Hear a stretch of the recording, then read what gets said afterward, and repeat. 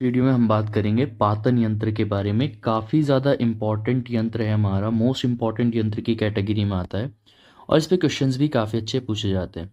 अब देखिए, पहले मैं बता देता हूँ यंत्र, ये जो पातन यंत्र है मेनली कहाँ यूज़ होता है। जब हम हिंगुल से पारद को एक्सट्रैक्ट करते हैं, ठीक है। किससे?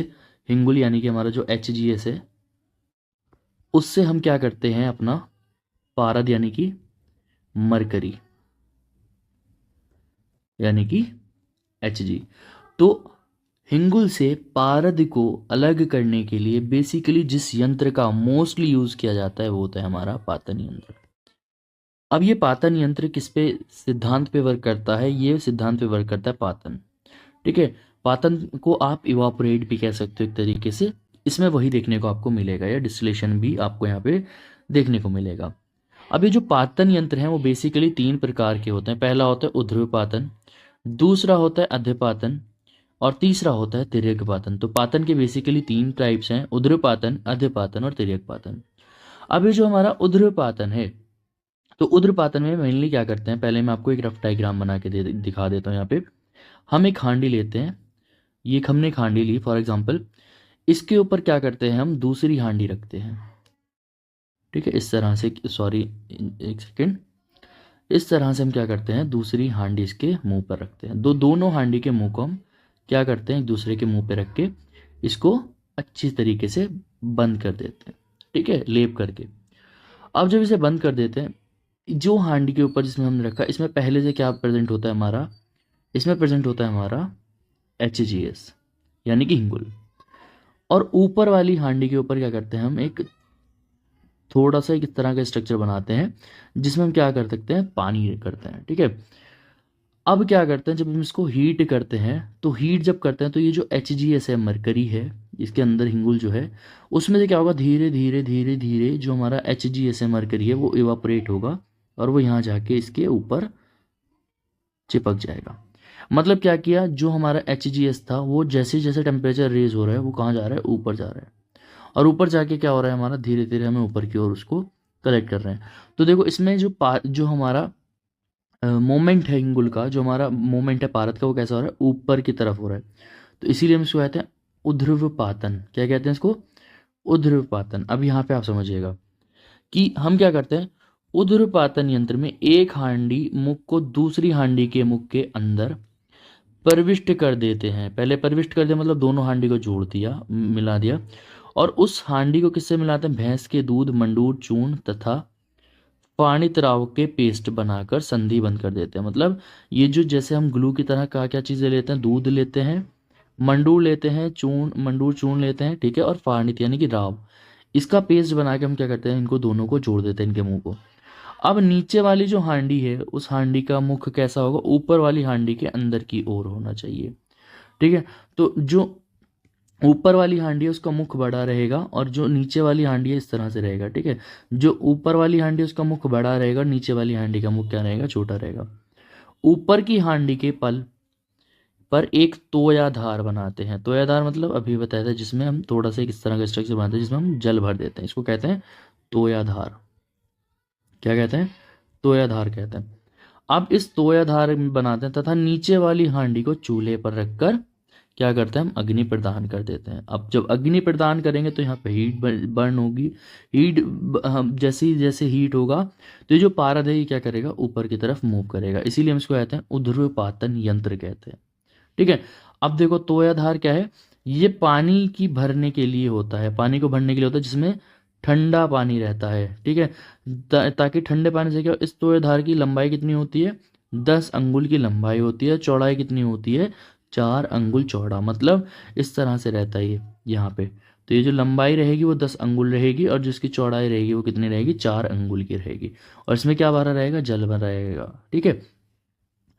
इसका उपयोग क्या है, पारद का उध्रपातन कराने हेतु। मतलब पारद का जो संस्कार है या उध्रपातन संस्कार, या आप कह दो हिंगुल से पारद को एक्सट्रैक्ट जो करते हैं, उसमें यहाँ पे इसका यूज किया जाता है।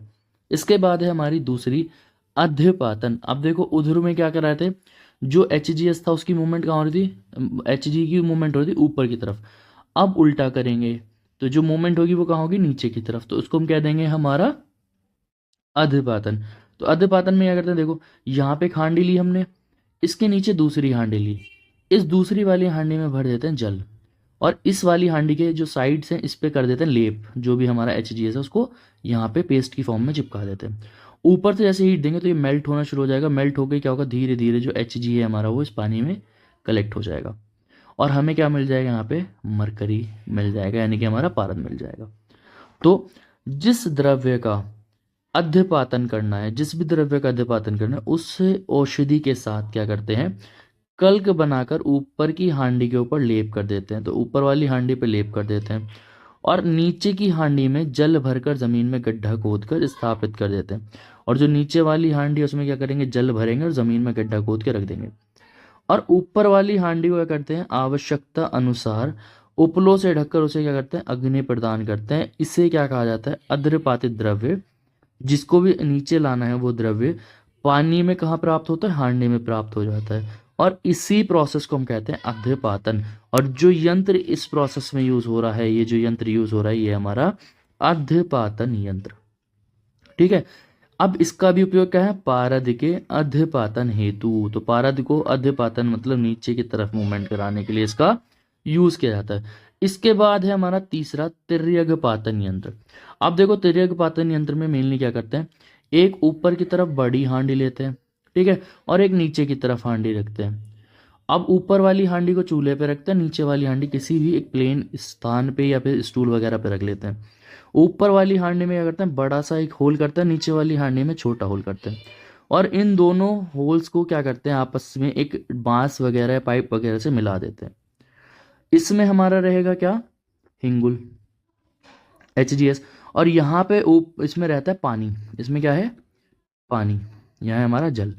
अब जब हम इसे हीट करेंगे तो HGS में से क्या होगा, मरकरी वेपराइज होना शुरू हो जाएगी, धीरे धीरे वो ट्रेवल करके कहाँ हो जाएगी, वो पहुंचेगी यहाँ पे, तो पारद हमें यहाँ मिल जाएगा। अब देखो तिरछा, इससे याद कर लीजिएगा, तिरछा है ना, तो इसी को हम कहते हैं तिर्यक पातन।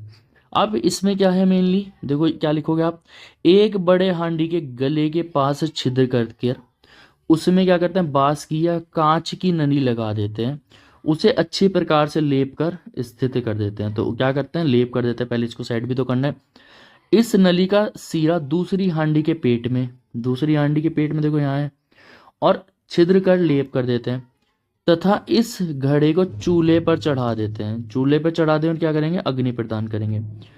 दूसरे घड़े में क्या कर देते हैं, पानी भर देते हैं, और पानी भरा होने के कारण क्या होता है, पारद नली के माध्यम से क्या होगा, इसमें एकत्रित होगा। जो हांडी नीचे रखी है वो पारद क्या हो जाएगा, धीरे धीरे इस जल वाली हांडी में इकट्ठा होना शुरू हो जाएगा।